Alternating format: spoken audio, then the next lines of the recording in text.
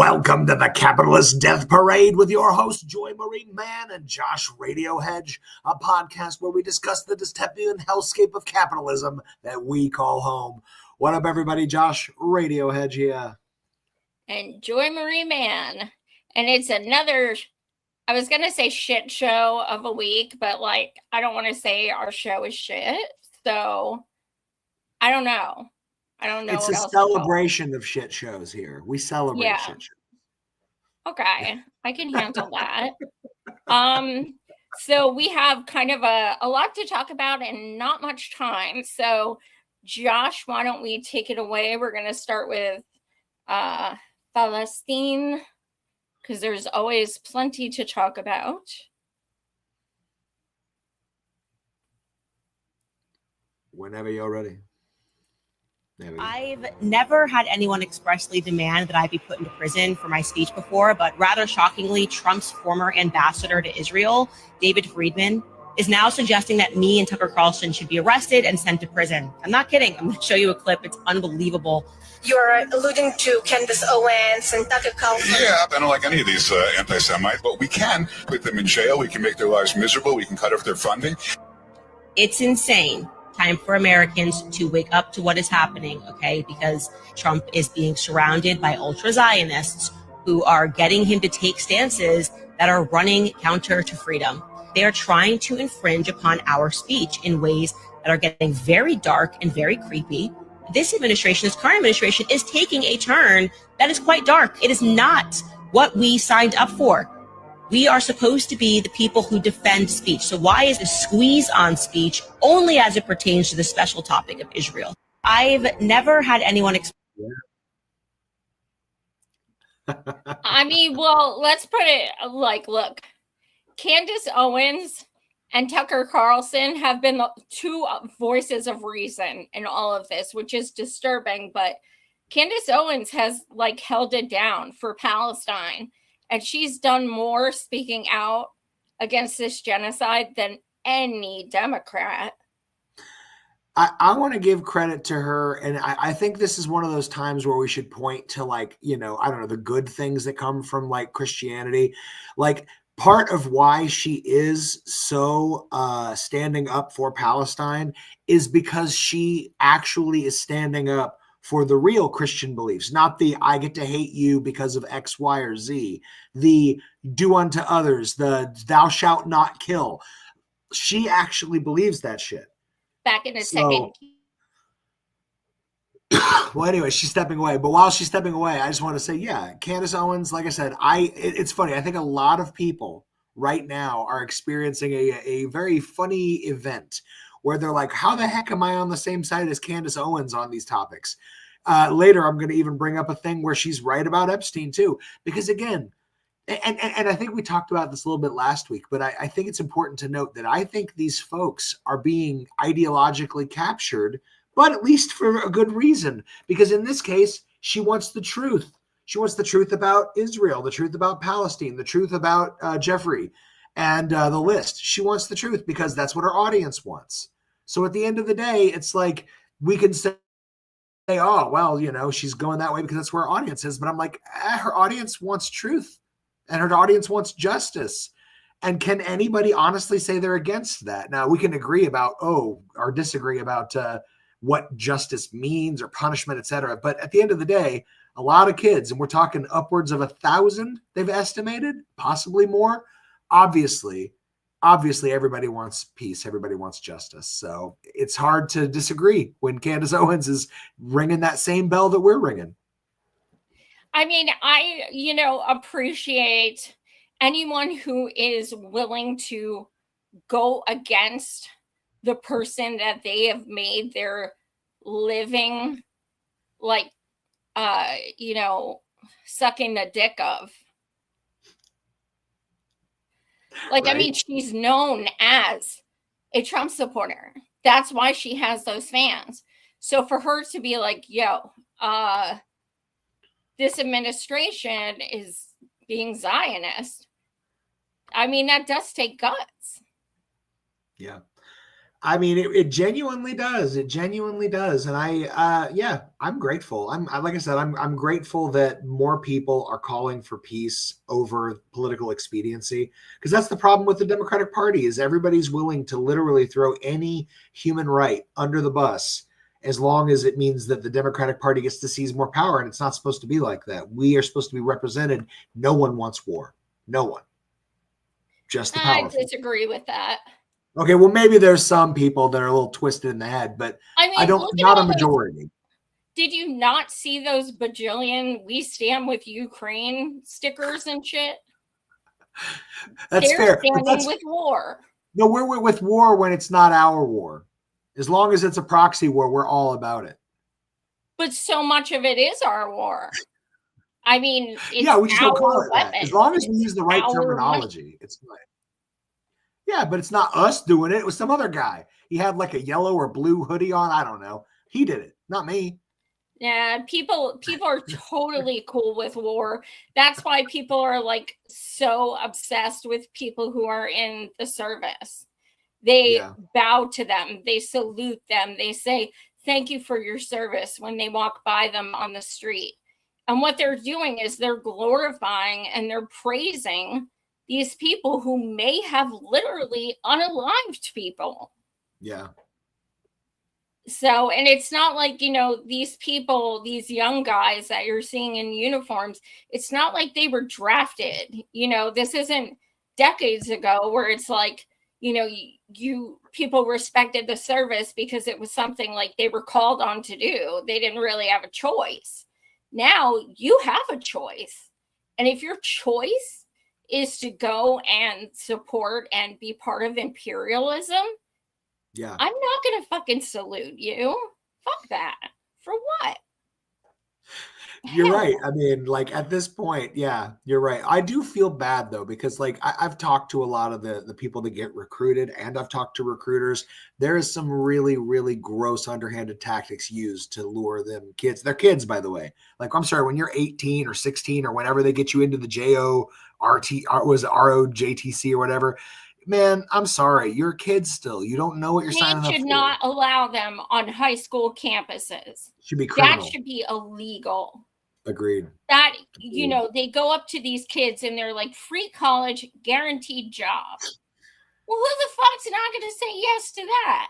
Dude, And those then fuckers are predatory as fuck. It's predatory, absolutely. And then once they sign up, tough shit.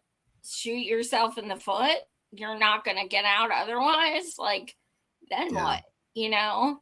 But I think the younger generations are way more understanding of what the actual reality is than we were. Like, I know when I was growing up, you know, these two service guys came up to me in high school, and you know, the way I dressed, you know, with colored hair and piercings and stuff, and they were like, we like you because you stand out and you're not afraid to take a stand and this and that. You'd be perfect for the army. And I was like, I mean, this was 25, 30 years ago. And I was like, interesting. So I could get free college and a job, stuff like that. Now, I didn't end up joining, which I'm so fucking glad. But I get that appeal. Like, I get it. I get how someone would consider that. But that was way before the interwebs. And that was way before I was even the slightest bit educated on, you know, foreign policy or anything like that. Yeah. And they've proven that there's that section of your brain that doesn't even finish like maturing until you're in like your mid-20s, and that's the part of your brain that handles like risk assessment. Yep. Absolutely. I think they've bumped it up to 26 actually. Man, that's what I'm saying. It's like it's not fair. Like, you don't know what you're signing up for when you sign up for a student loan or when you sign up for the military. You don't know, because it all sounds great when they sell it to you, and you don't have the ability to assess long-term risk. And that's why I maintained that our country is never going to give free college, because they need that to get kids to go into the service. Yep. It's the worm on the hook. What's up next?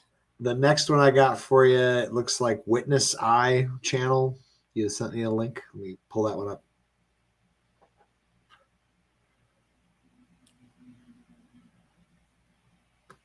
Boom. How can a Jew come from Ukraine to Palestine and say this country is mine and you Palestinians have no place here? You can't. I mean, if you didn't have a story to tell, you'd just be a criminal. You'd be some guy coming in and stealing somebody else's land. Well, I don't want to be that. So to justify what you're doing and explain what you're doing, you develop a whole narrative. God gave us this land, and this is ancient Israel, and we were driven out by the Romans, and now we're, a whole story like that. The point of it is to allow people to live within that story in a normal way. So now Israelis don't have to feel guilty. The Palestinians are, now we wouldn't say resisting, because that gives too much legitimacy, because we don't recognize the Palestinians as a people. There's just a collection of Arabs there. So what every colonial movement does is it criminalizes the indigenous population. So we're normal, and here are these criminal terrorists that are simply attacking us. How can a Jew come from Ukraine? Yep. I mean, spot on. I mean, this guy's anti-Semitic as fuck, but still, I mean, just kidding. I heard he criticized Israel, so basically he's Hitler. Yeah. Basically. So we'll go to the next one just because we have a lot to get to. Yes, we do. Let me pull that up for you real quick. Hey, if you're watching right now, remember, smash the like, the subscribe, smash the patriarchy. I don't know, smash the bag of chips. Do whatever you got to do. Here's the most chilling thing I've seen responding to these immigration raids. I'm an immigrant rights attorney, and usually I'm a pretty optimistic guy. I don't get scared easily. I love watching horror movies. Over the past 6 months, I've seen some really disturbing stuff. At one location, people hid when I showed up, and I still found them using a thermal drone that detects body heat. Where was this technology first tested? By Israel in occupied Palestine. When people get taken by ICE, they often refuse to say their names. So ICE identifies them using a facial recognition technology. Where was this tech first used? By Israel in occupied Palestine. When people refuse to let ICE search their phones, ICE will plug their phones into this box and it unlocks their phone. Where was this tech first used? By Israel in occupied Palestine. The amount of dystopian tech that the US government has taken from Israel to use in its own country is terrifying. And this is why freeing Palestine and abolishing ICE goes hand in hand. Woot. Yes. Yes. Man, that's spooky. Yeah, when you see how this is all being unfurled against us, I gotta tell you, it's weird. I grew up when I was in college. I was obsessed with Alex Jones, more listening to him ironically because I just enjoyed the insanity. But he was always talking about stuff like, "Oh, FEMA's gonna build camps and gonna put people in camps," and now we've got the guy in office who's using FEMA money to build these camps, and I'm just like, what happened? What happened? Where did our reason go where we no longer want to stand up to something that's obviously very bad for everyone? Anyway. Yeah, it's bananas. But I think this video is really important because it shows how so much bad shit just always goes back to Israel, doesn't it? It's interesting. It does. I mean, the blowback these dudes are creating for us and for themselves and ultimately for the world. I mean, like this is negatively impacting everyone. Like, I got to tell you, for years, I thought that nuclear destruction was impossible. I genuinely believed it because I couldn't understand how anyone could be crazy enough to push that button. And now I'm watching these people and their actions against like innocent, unarmed people. And I'm like, they could do it. It's somebody could really push that button. Absolutely. Who knew? Wow. No sense of self, what do you call it? Protection, Let's pull up this next one here.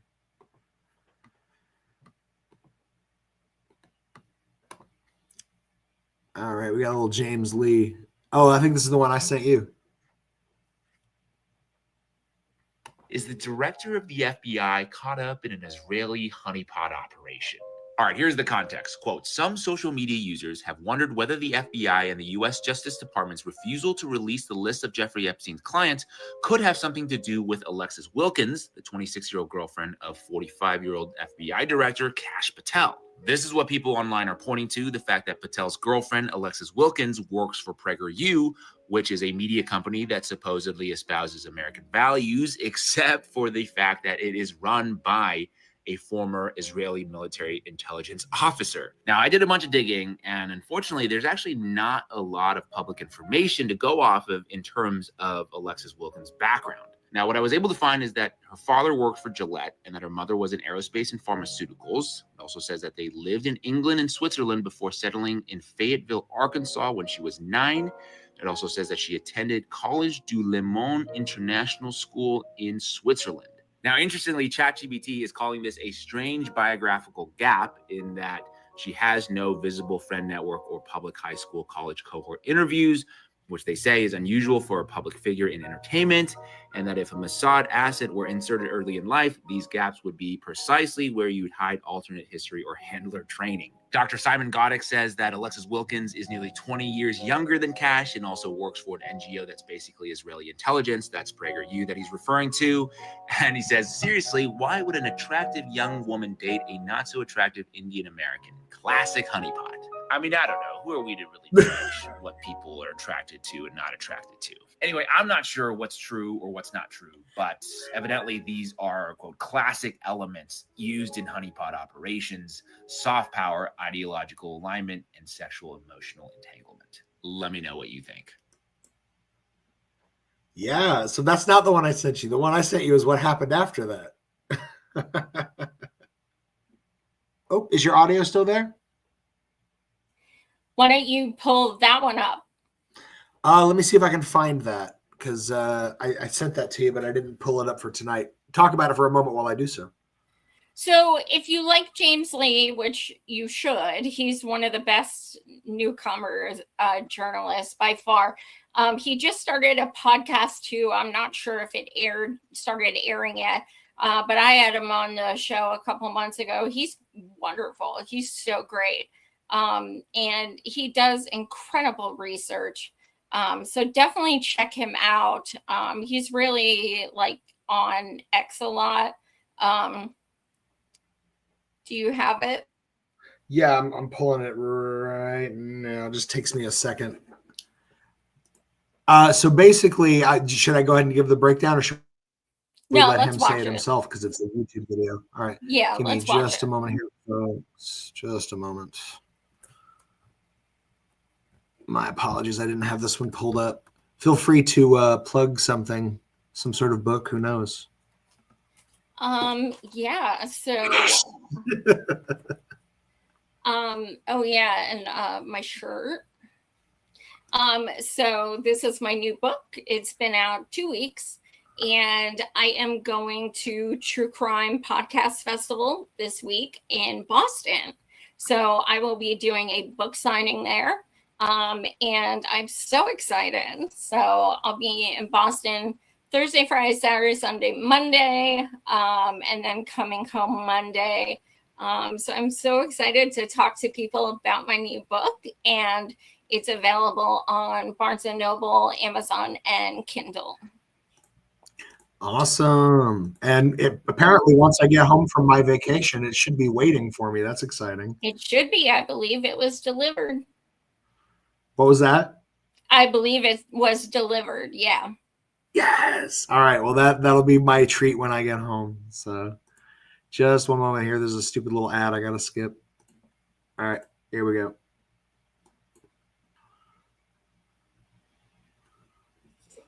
Hold on. Sorry. Here we go. This is what happens when I don't have it already, this one prepared, but that's okay. Here it goes. The day has finally come when I truth a little bit too hard and the powers that be has laid their hammer down onto me. I woke up this morning to this notification on my TikTok informing me that my account was banned for violating community guidelines, and then I was instantly logged out. Now, keep in mind, my account was in good standing before this, so this definitely doesn't have anything to do with what I was saying and everything to do with who I was talking about. So let's get into it today. Is Kash Patel, the director of the FBI, caught up in an Israeli honeypot operation? Oh yeah, it's not going to be that easy to silence us. In fact, we're going even harder today. So you've probably heard by now, the Department of Justice has officially closed the book on Jeffrey Epstein. There's apparently no client list, no blackmail operation, nothing to see. Ghislaine Maxwell, she's just serving a 20-year sentence for absolutely no reason. And Jeffrey Epstein self-checked out right before trial that had apparently no evidence. Yeah, nobody's buying it. So the question here is, how could this be happening? So over the last couple of days, the attention has turned to FBI Director Kash Patel, specifically his much younger girlfriend, Alexis Wilkins, with some social media users wondering whether the FBI and the U.S. Justice Department's refusal to release the list of Jeffrey Epstein's clients could have something to do with one Alexis Wilkins, the 26-year-old girlfriend of the 45-year-old FBI Director Kash Patel.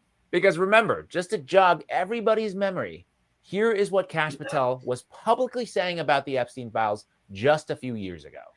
You know, it's the same thing with Epstein's list. It's like, what the hell are these Republicans doing? Oh, I saw you give out the list. I saw you make news this morning about that. I got to get to that. Yeah. You say that the FBI has Epstein's list. They're sitting on it.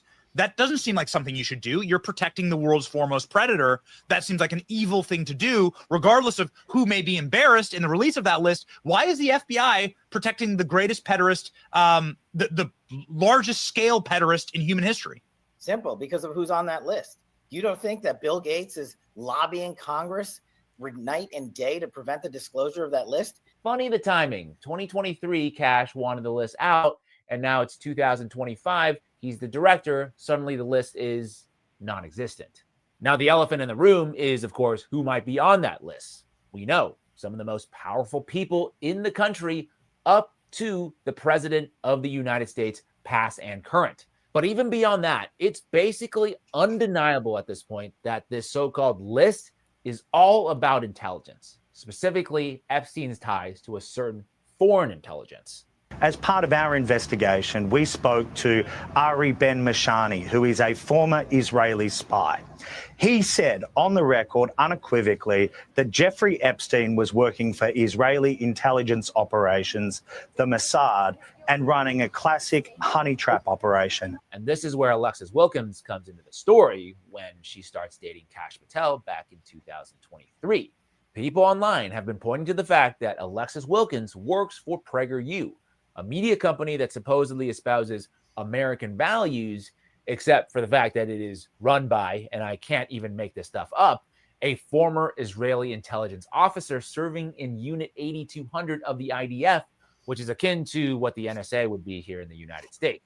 Now, I did a bunch of digging, and, you know, coincidence or not, there's actually not a lot to go off of in terms of public information about Alexis Wilkins' background. What we do know for sure is that her father worked for Gillette and that her mother was in aerospace and pharmaceuticals. They lived in England and Switzerland before settling down in Fayetteville, Arkansas when Alexis was 9. And we also know that she attended Collège du Léman International School in Switzerland. That's pretty much it. Now, interestingly, ChatGPT is calling this a strange biographical gap, and it's citing that because she has no visible friend network or public high school/college cohort interviews, that this is sort of unusual for a public figure in entertainment, and that if, quote, a Mossad asset were inserted early in life, these gaps would be precisely where you'd hide alternate history or handler training. Dr. Simon Goddick posted on Twitter saying, quote, Alexis Wilkins is nearly 20 years younger than Kash and works for an NGO that's basically Israeli intelligence. He's talking about PragerU there. And seriously, why would an attractive young woman date a not so attractive Indian American? I have a theory. She's into that dead fisheye stare. I think that's what it is. I don't know. I just think, like, as far as aesthetics, that's just worthless. Like, who gives a fuck? But I do find it interesting that there's, you know, the internet, you can find fucking everything. Yes. And the fact that there's like some info missing between certain years is really interesting. I mean, we've all known for years that Jeffrey is connected to IZZY. And also, let's not forget when Jewish PDOs are arrested here, a lot of them flee to IZZY and then get their citizenship there. And the crimes don't transfer. So they can like start over being PEDO there. And I don't know if you've ever seen, but there's a map of all of the different people who have come from the US to IZZY. And it's quite a number of them. So it's almost like if you get caught here, that sucks, but you can also move to a place where it's completely acceptable. Mm-hmm. Gross. Yeah. I thought that was really interesting. That again, what did he even in this propose? He simply just investigated the available information, and then he made a statement of, "This is what I investigated. This is what I found," and he gets his TikTok banned for it. And Very now interesting. I see why I said last week we were calling him Jeffrey and not his last name, because I've been doing this shit for 8 fucking years and I've had that shit happen to me. So, and this is why I proposed that tonight I'm only smoking Jeffries. So I don't get it. that's okay. The people that do will, and they'll enjoy it. Okay. What else do we have? All right, let's see what we got next. Let me pop this one down. I'm guessing it's about pot or something, and that's why I don't understand it. Oh, I'll just go ahead and bust your bubble. But no, a Jeffrey, it's like a joke thing that came from a sketch. And the idea is it's like a drug joint that has every drug in it, every drug all at once. Oh. So a little intense. Kind of scary.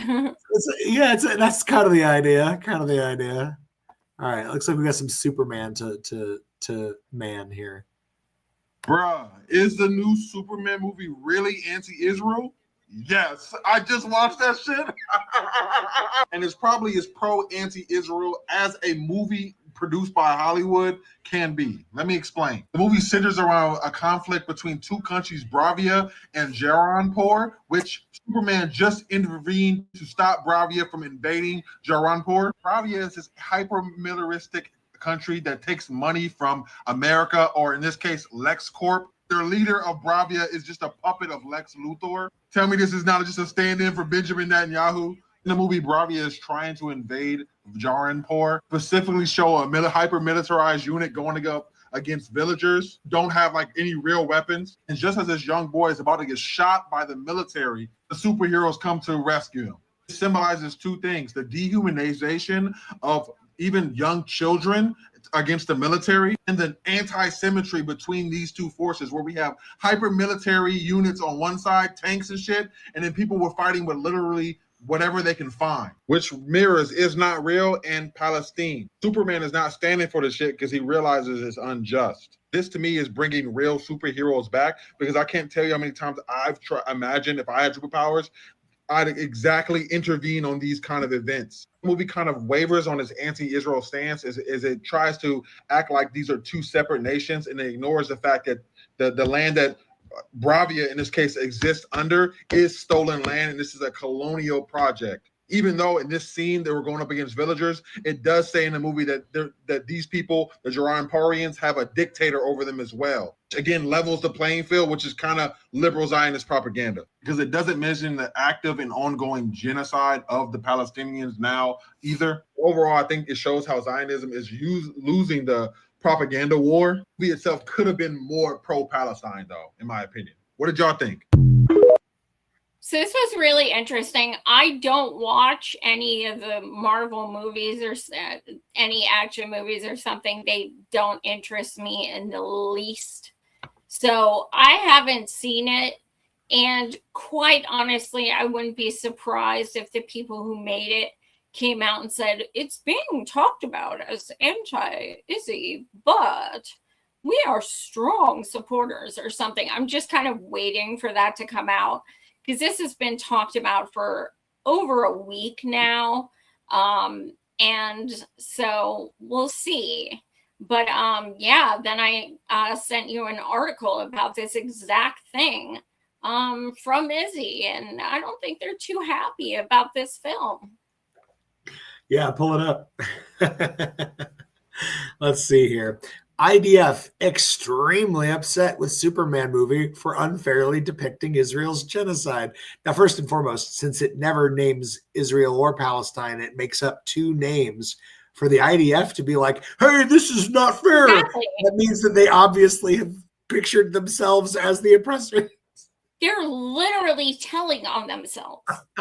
This was just interpretation from viewers. This was not, you know, the filmmakers didn't come out like, this is IZZY in Palestine. That's not what happened. Yeah. They're fucking telling on themselves. So funny. And, you know, I love things like this because they're kind of like, they're like tiger traps, you know, like a little pit that you dig. Because ultimately, anybody that comes and tries to like argue the other side, they look like idiots. Simply because it's like, yeah, it's like, oh, you know, because even if you intended to make that analogy for people to be like, hey, wait a minute, I'm in the IDF and this is unfair, it means you've just forced their hand in identifying themselves as that kind of a, an ideological like and cruel monster. I mean, I think it's funny. It's pretty funny. Well, read the first paragraph or two. Let's read this here. The IDF is extremely upset that the new Superman movie is nothing like Israel and Gaza. The movie depicts a technologically advanced nation armed by an evil U.S. billionaire. Oh my God. That is brutally colonizing someone else's land. Oh, yeah? The land in question is a fictional place called Jaranpur. The invaders are from Boravia, another fictional place that first appeared in Superman comic in 1939. Before the Nakba was a twinkle in David Ben-Gurion's eye. In the Superman movie, the Boravian army is stealing land from the Jaranpur while while harming and displacing the civilian population. Disturbingly, Superman steps in to save civilian lives. Instead of blaming the leaders of Jaranpur for their unaliving, like a sensible person would, he doesn't even pretend it's too complicated to intervene or consider the civilians might not have condemned their leaders. He doesn't once say Boravia has a right to defend itself. Oh no, that is anti-Semitic. No, I'm kidding. I'm here for it. I'm here for it if they die on that hill. I'm not here for it if they come out and say, oh no, people are just interpreting it that way, we stand with IZZY. Like, no, then they can go to hell. But at this point, I'm down. At this point. Play the first video I sent you tonight. I want to say at like 7:45 p.m. You sent me another one? Oh no. Hold on. Goodness. I could have swore I pulled them all up, but let's see. Yeah, the first one you sent me was that Candace Owens one, I'm pretty sure. Mm-mm. Okay, well, let me check my messages. Maybe I missed it.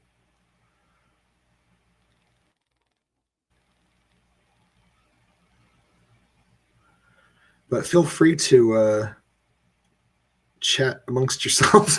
We're gonna say talk amongst yourselves. There you go. No, tap above it. It's a tweet. Above what now? Candace. Okay. Tap above her head. Well, it won't let me. Like, are you trying to get to the comments? No. What do you mean? I'll I'm send it sorry. to you again. I'll send it Sorry. to you. I'm looking Yeah, through it's it. just you probably thought it was part of the Candace Owens, and it's not. Okay. Here it comes. Thank you. I Sorry think about this that. is very interesting and definitely worth showing people. And if you guys are watching, give a like and subscribe. That is what keeps my channel going. All right.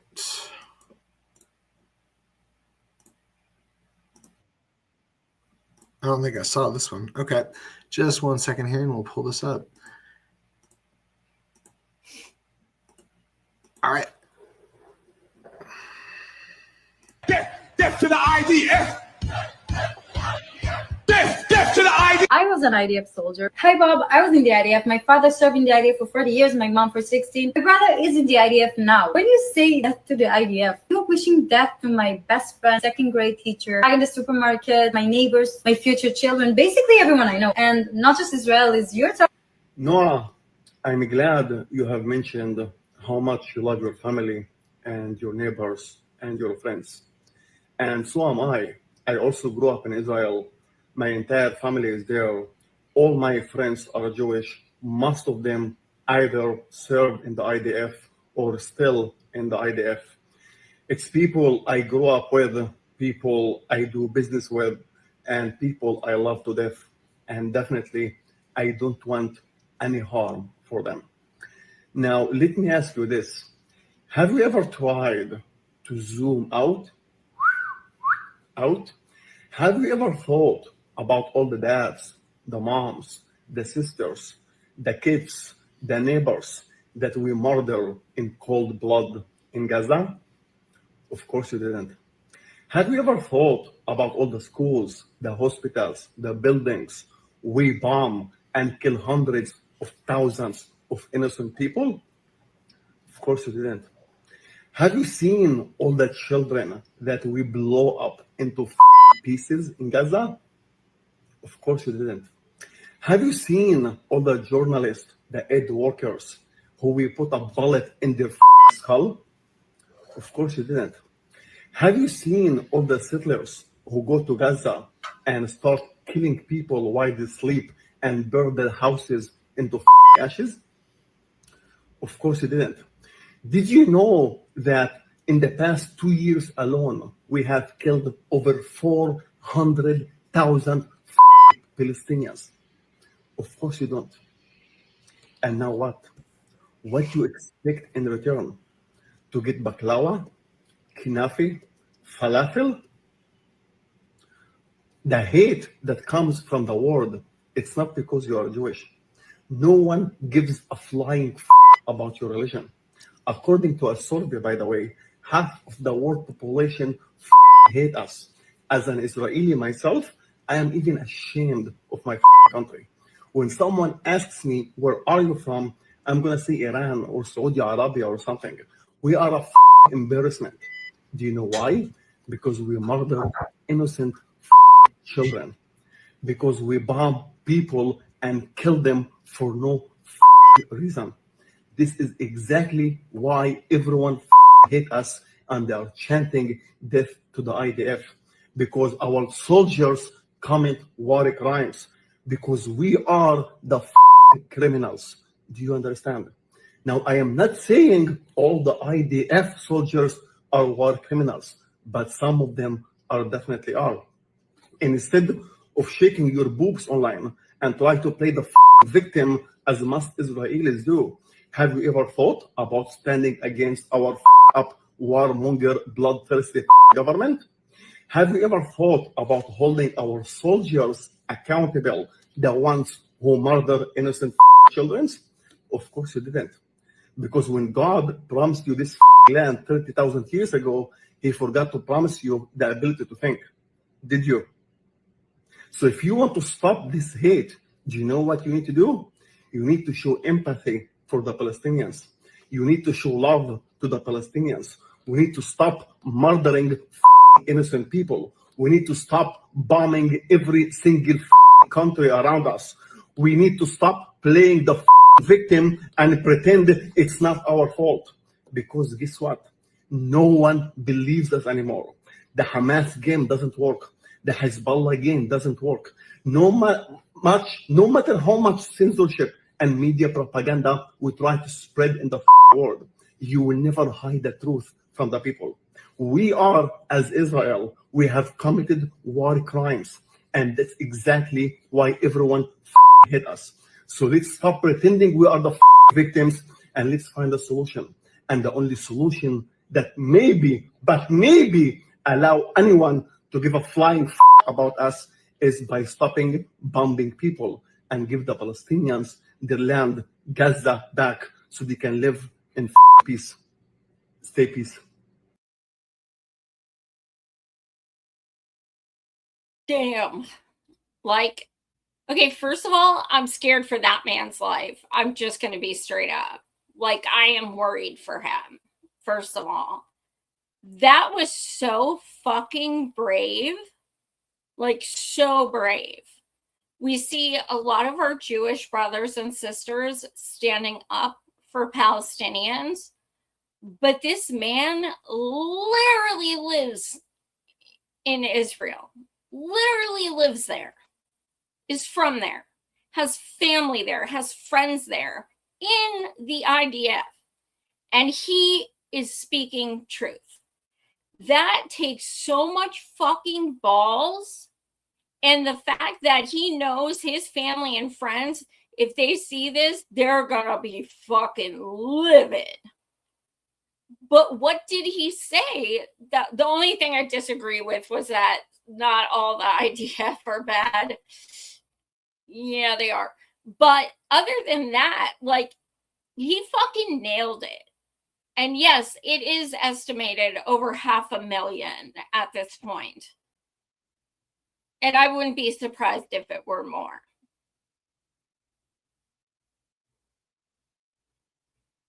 If you're talking, you're on mute. Thank you.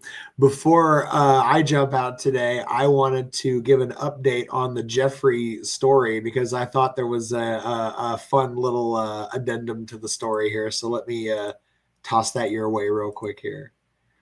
This was Mr. Trump himself responding I think this was from today, maybe yesterday. How many more states? The Attorney General briefed you on the DOJ and FBI review, the findings of that review. The Attorney General briefed you on that. What? On the DOJ and FBI on what? review. On what subject?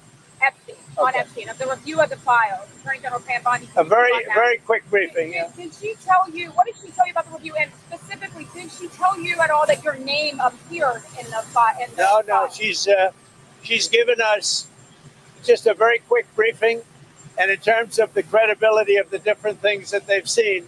And I would say that, these files were made up by Comey, they were made up by Obama, they were made up by the Biden, we went through years of that with the Russia hoax, with all of the different things that we had to go through. We've gone through years of it, but she's handled it very well, and it's going to be up to her. Whatever she thinks is credible, she should release. Yeah.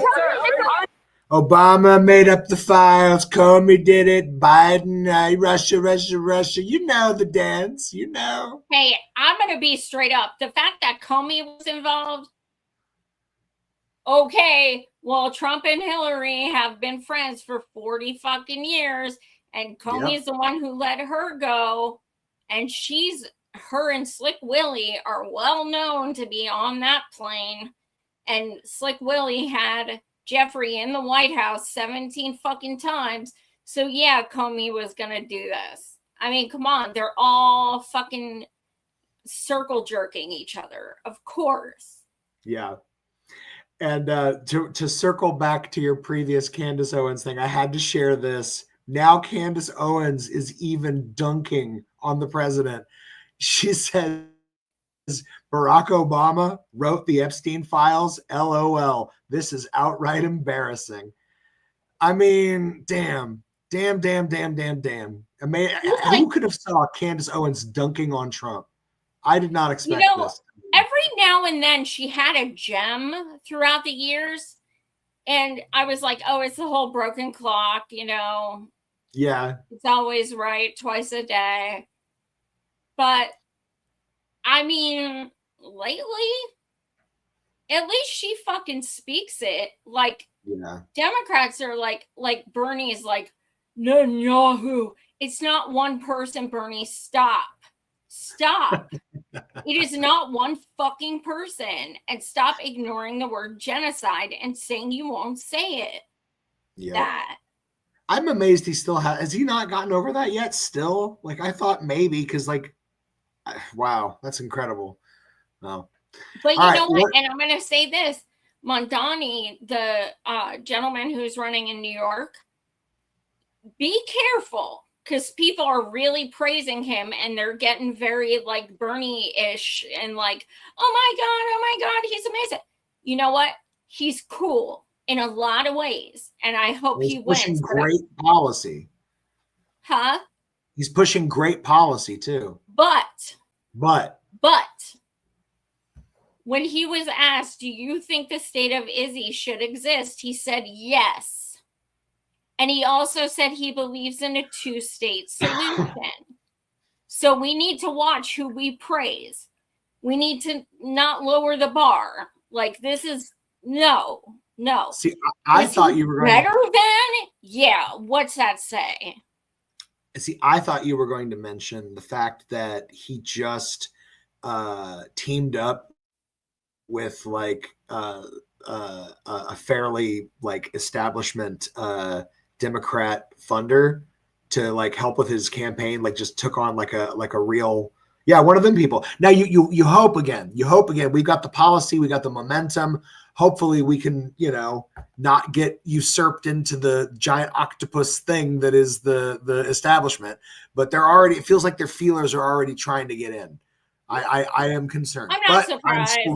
I didn't hear that, but not surprised. Yeah. I have no faith. Doesn't mean that they've gotten in yet. They're trying. Anyone having faith in any politician is literally Stockholm Syndrome. It is. They're not your fucking friends. We've been over this a million times, class. They're not your fucking friends. No expectations, no disappointments. Period.